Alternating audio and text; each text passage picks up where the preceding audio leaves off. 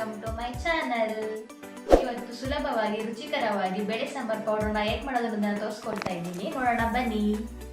ಈಗ ಒಂದು ದೊಡ್ಡ ಬಾಣಲಿಗೆ 350 ಗ್ರಾಮ್ನಷ್ಟು ಬ್ಯಾಡಗಿ ಮೆಣಸಿನ್ಕಾಯಿನ ಸೇರಿಸ್ಕೊಂಡು ಚೆನ್ನಾಗಿ ಬಾಡಿಸ್ಕೊಳ್ತಾ ಇದ್ದೀನಿ. ಇದು ಚೆನ್ನಾಗಿ ಬಿಸಿ ಆಗೋವರೆಗೂ ಚೆನ್ನಾಗಿ ಉಟ್ಕೊಳ್ಬೇಕು, ಇಲ್ಲ ಹಸಿ ಇದ್ದರೆ ಖಾರದ ಪುಡಿ ಚೆನ್ನಾಗಿ ಬರಲ್ಲ. ನೆಕ್ಸ್ಟ್ ಇದ್ರ ಜೊತೆಗೇನೆ 100 ಗ್ರಾಮ್ನಷ್ಟು ಗುಂಟೂರು ಮೆಣಸಿನ್ಕಾಯಿನ ಸೇರಿಸ್ಕೊಂಡು ಅದನ್ನು ಚೆನ್ನಾಗಿ ಉಟ್ಕೊಳ್ಬೇಕು.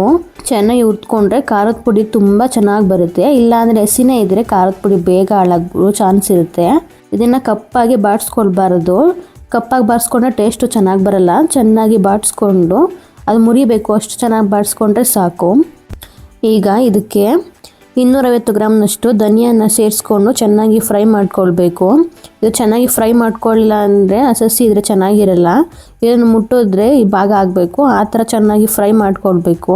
ಇದ್ರ ಜೊತೆಗೆ ಇದೇ ಬಾಣಲೆಗೆ 200 ಗ್ರಾಮ್ನಷ್ಟು ಉದ್ದಿನಬೇಳೆ ಸೇರಿಸ್ಕೊಂಡು ಚೆನ್ನಾಗಿ ಫ್ರೈ ಮಾಡ್ಕೊಳ್ತಾ ಇದ್ದೀನಿ. ಇದು ಸ್ವಲ್ಪ ಕಲರ್ ಚೇಂಜ್ ಆಗೋವರೆಗೆ ಚೆನ್ನಾಗಿ ಇದನ್ನು ಬಾಡಿಸ್ಕೊಳ್ಬೇಕು. ಸ್ವಲ್ಪ ಕಲರ್ ಚೇಂಜ್ ಆದರೆ ಚೆನ್ನಾಗಿ ಬರುತ್ತೆ, ಇಲ್ಲ ಅಂತಂದರೆ ಕಪ್ಪಾಗ್ಬಿಟ್ರೂ ಚೆನ್ನಾಗಿ ಬರಲ್ಲ ಇದು. ಈಗ ಇದ್ರ ಜೊತೆಗೇನೆ 80 ಗ್ರಾಮ್ನಷ್ಟು ಗಸಗಸೆನ ಸೇರಿಸ್ಕೊಂಡು ಫ್ರೈ ಮಾಡ್ಕೊಳ್ತೀನಿ. ಗಸಗಸೆನ ಸಪ್ರೇಟಾಗಿ ಬಾಡಿಸ್ಕೊಂಡ್ರೆ ಅದನ್ನ ಫ್ರೈ ಮಾಡಿಕೊಂಡ್ರೆ ಅದು ಕಪ್ಪಾಗ್ಬಿಡುತ್ತೆ. ಅದಕ್ಕೇ ಜೊತೆಗೇ ಸೇರಿಸ್ಕೊಂಡು ಗಸಗಸೆನ ಚೆನ್ನಾಗಿ ಫ್ರೈ ಮಾಡ್ಕೊಳ್ತಾ ಇದ್ದೀನಿ.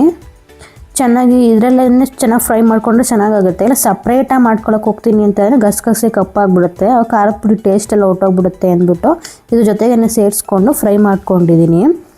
ಈಗ ಇದಕ್ಕೆ 200 ಗ್ರಾಮ್ನಷ್ಟು ಕಡಲೆಬೇಳೆನ ಸೇರಿಸ್ಕೊಂಡು ಇದನ್ನು ಚೆನ್ನಾಗಿ ಫ್ರೈ ಮಾಡ್ಕೊಳ್ತಿದ್ದೀನಿ.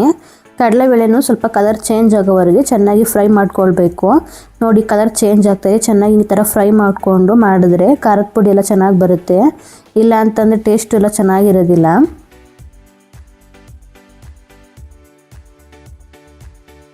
ಈಗ ಇದಕ್ಕೆ 100 ಗ್ರಾಮ್ನಷ್ಟು ಜೀರಿಗೆನ ಸೇರಿಸ್ಕೊಂಡು ಅದ್ರ ಜೊತೆಗೇನೆ 80 ಗ್ರಾಮ್ನಷ್ಟು ಮೆಂತ್ಯ, 80 ಗ್ರಾಮ್ನಷ್ಟು ಸಾಸಿವೆ, 30 ಗ್ರಾಮ್ನಷ್ಟು ಕಾಳು ಮೆಣಸನ್ನ ಸೇರಿಸ್ಕೊಂಡು ಚೆನ್ನಾಗಿ ಫ್ರೈ ಮಾಡ್ಕೊಳ್ತಾ ಇದ್ದೀನಿ.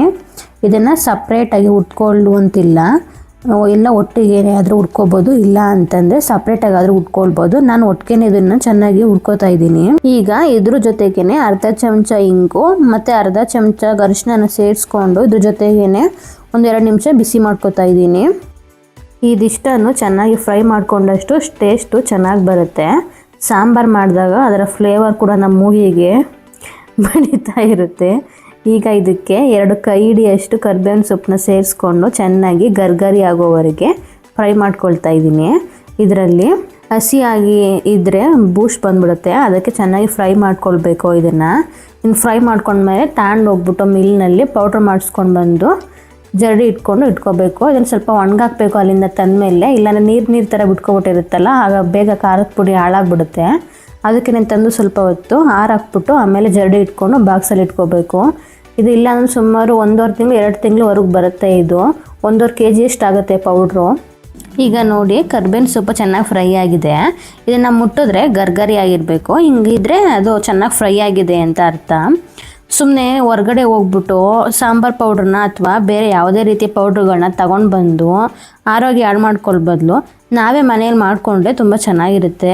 ಅಲ್ಲಿ ಕೆಮಿಕಲ್ಲೆಲ್ಲ ಹಾಕಿರ್ತಾರಲ್ವ, ಅದಕ್ಕೆ ಮನೇಲೇ ಮಾಡಿಕೊಂಡ್ರೆ ತುಂಬ ಚೆನ್ನಾಗಿರುತ್ತೆ, ಕೆಮಿಕಲ್ ಫ್ರೀ ಆಗಿರುತ್ತೆ. ನೋಡಿ ಎಷ್ಟು ಸಿಂಪಲ್ಲಾಗಿ ಮನೇಲೇ ಮಾಡ್ಕೋಬೋದು ಅಂತ. ಇನ್ನು ಯಾರು ನಮ್ಮ ಚಾನಲ್ನ ಸಬ್ಸ್ಕ್ರೈಬ್ ಆಗಿಲ್ವೋ ದಯವಿಟ್ಟು ಸಬ್ಸ್ಕ್ರೈಬ್ ಆಗಿ, ಲೈಕ್ ಮಾಡಿ, ಕಮೆಂಟ್ ಮುಖಾಂತರ ನಿಮ್ಮ ಅಭಿಪ್ರಾಯಗಳನ್ನ ತಿಳಿಸಿ. Thank you.